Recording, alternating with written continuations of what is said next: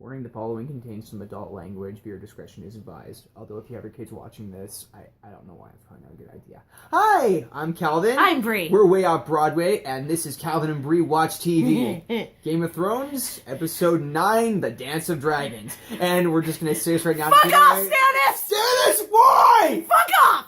You're an asshole! What is wrong with you? Why? I named you Character of the Week, man! You were awesome! What did you do? We were rooting for you!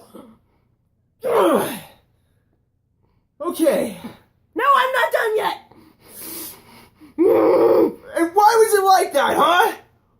Why did it go reversal? Where Celise was finally the freaking sympathetic parent, and you were super senior dickhead with stone grayscale. Fuck off! You good? Mm-hmm. Liar. I'm not, but we gotta get through this. My mouth hurts. That really hurt.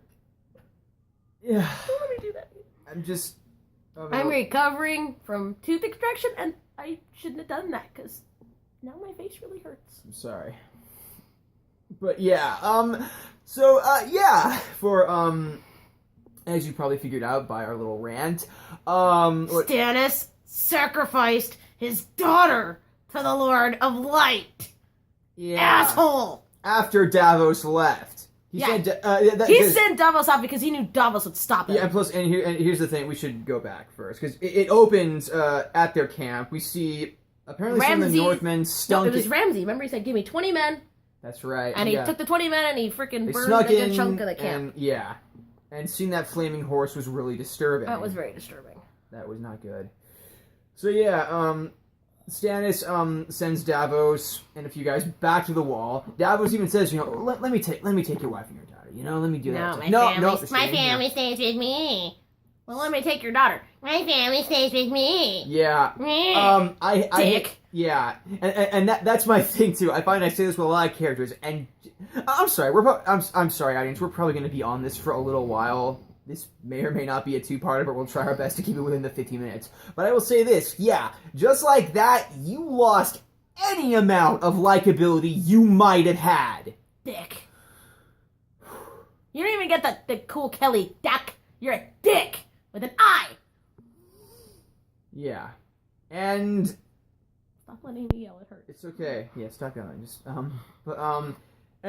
We also get the title of this episode from Shireen, because that was the name of the book she was reading. I don't think she ever got to finish reading it either. Thanks a lot, Dick.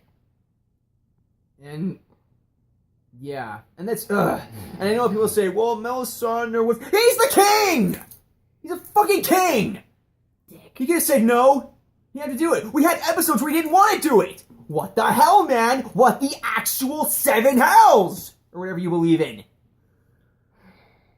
You good? I'm good. Are you sure? Yeah. Let's see the rest of the episode.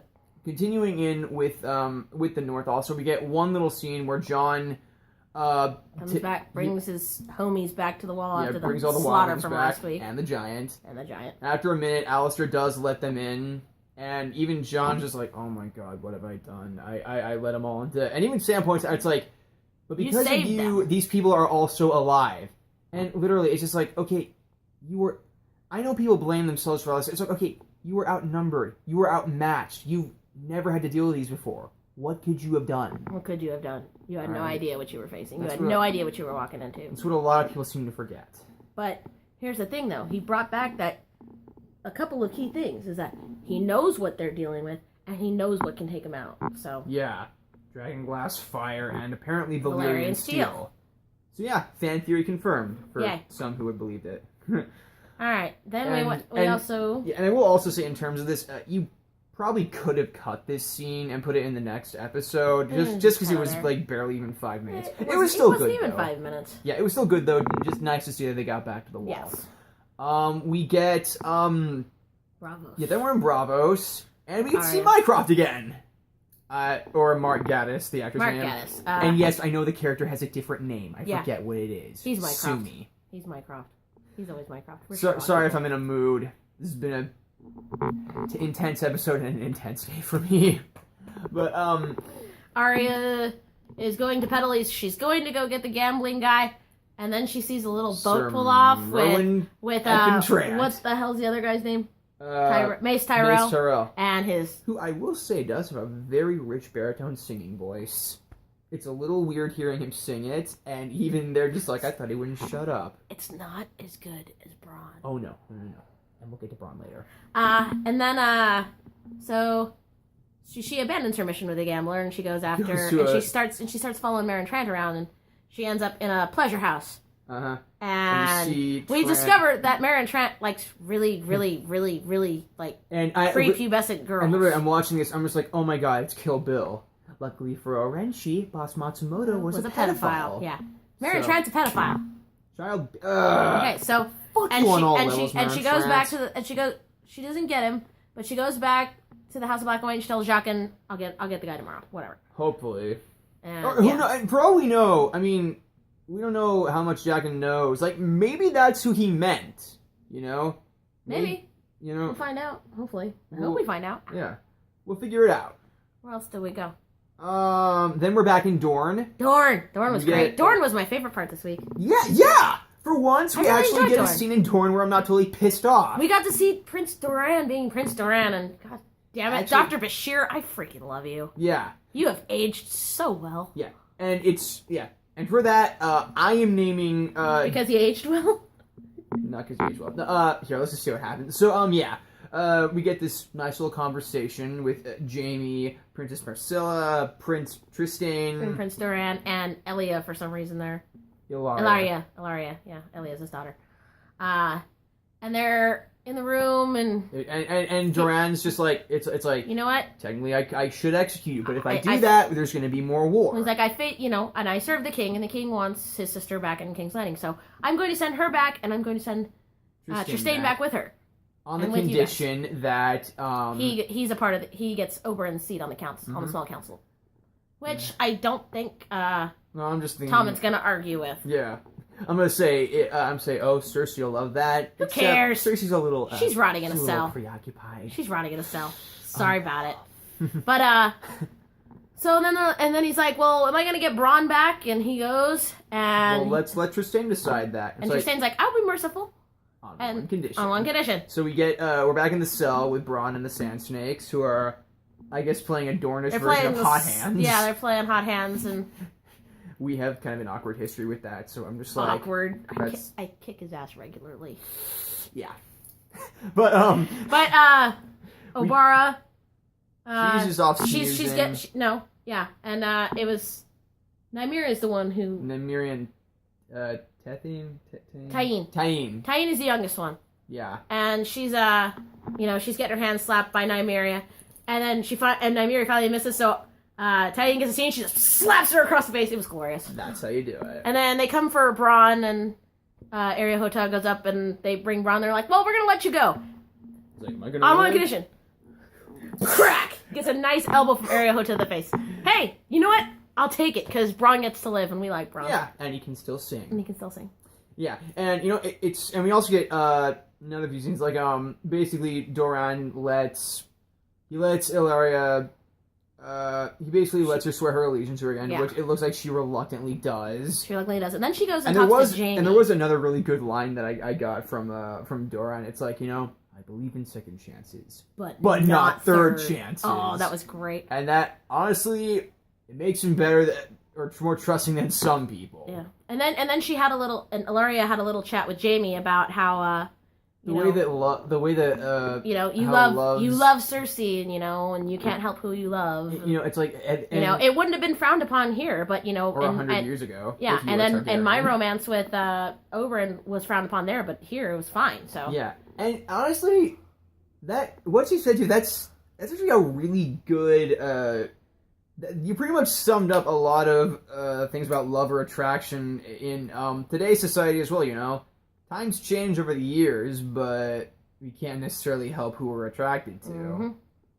Which, I don't know. I'm not necessarily saying that that's a good thing. Like, looking at you, Merwin. Ew. But yeah, some of it's cultural stuff, some of it's all different. But, so yeah. And like I said, for his again, for his badassery. You'll see how I have a theme about people that like making sense. Doran is our character of the week. I'm naming Doran character of the week. But in a close second, we have Dario Nahara. So let's go to Marine. Yes! We're finally, we get to see the fighting pits open. And, you know, Daenerys ain't having it. She doesn't like it. She doesn't like it, you know? And fair enough. And so the first battle is between who's going to win, the strong or the quick? And Dario's sitting there talking to Hizdar and her, guy. and like, you know, I'm going to go with the quick guy every time. And he's like playing with his knife and kind of holding it up to Hizdar, and just it was as the glorious. strong guy cuts off the quick guy's yeah, head. and then the next thing you see the guy cut off the little guy's head. It's like, he's like, never mind.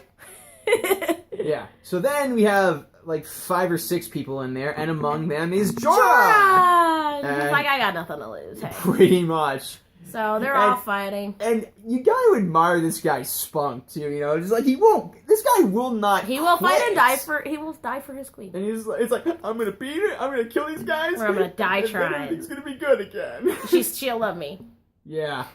And then And I am telling you. Yeah. And then so yeah, basically Jorah is actually kind of getting his ass handed to him a few times. Like at one point he's about to get speared through until this other guy spears the guy who's about to kill him. And then they had a nice little combat, and yes, there is some Jorah honor won. between them. Jorah won. Mm-hmm. And literally we thought he was gonna die for a second. Yeah, and so he picks up the spear in his hands, and he looks like he's gonna throw it into the box, and he hits the Sons of the Harpy, who is invading the box, and they invade the whole arena. They are killing everybody. They're killing freaking. They even kill. They're killing commoners. They're killing former slaves. They're killing Highborn. They're killing Unsullied. They killed Hizdar Zalorak. So rest in peace. I think. I don't know. Maybe he wasn't a part of it. I don't know. We'll find out. So they get Dany into the middle of the pit, and they surround her with. Tyrion gets in there, and Missandei gets in there, and they're surrounded, and Jorah and Dario and the Unsullied are trying to fight them off. They're hopelessly outnumbered. By that hilariously. point. And even Daenerys and Missandei, they're just like they just stop, and you see this moment. She closes her eyes, and then you hear the sound. And it's like literally, it's like oh my god, this is it. And then you hear the sound. You hear the dragon sing. And you see this fireball, and here comes Drogon. Yes. And, he comes in, he lights them up, he eats a few of them, he tears them in half, literally. He gets a few spears into him as well, and we're just like, oh no, they're not going to kill the dragon. No, you already killed a child today. Yeah, come on. We've had one bad death. But then, Daenerys, she goes up, she pulls a spear out of him. And he just, right in her face, and it's like, then he stops. He's like, that really hurt, mommy. But thank you. Yeah. And so she gets a wild hair up her ass, and she climbs on him, and she leaves her whole posse, but they fly away. She flew away. And her whole posse's just sitting there, just staring like help. Well, they pretty much had the Sons of Harpy on the run, though, so. Yeah. And I'm willing to guess, like, going back with their theme, like, probably in the beginning of the next episode, we'll see, like, the aftermath of it. Yeah, I think so. And that was... Yeah, and that's how the episode ends. This was an episode of highs and lows, and we had to pause it once after that Shireen stuff. I got really angry. He got really angry. He almost hit my TV with a tea bottle. I almost cried. He almost cried. I'm going to admit it. He almost cried, I could tell. I know. Yeah. I got you. I can read you. And, yeah, and I was disturbed. This was definitely different from most of them. I mean, we're expecting, like, main characters to die near the end of the episode. This one, actually, I give them props for this one. They brought something different to the table. We brought something we didn't think was going to happen. Daenerys flying away on her dragon. Oh, okay. So they did kill a major character, though. Yeah. They killed the heiress to the Iron Throne. Not like the major... Or they killed the heiress of House Baratheon. Yeah. All that's left is Gendry, who's on a boat somewhere. Yep. Sucks to be him. Yep. Landon Bravos to go hang out with your homegirl Arya. Seriously. Yeah. So, yeah. Next week's the season finale. Can you believe it already? Looks like a lot of stuff's gonna go down. Yeah. So should be interesting. I think that's pretty much it. I think that's pretty much it. Yeah. So, as usual, if you like this video, like, subscribe, share it, leave a comment. And yeah, I think that's it. I'm Calvin. I'm Brie. We're with WayyoffBroadway, and this has been Calvin and Brie Watch TV. See you next week. Bye.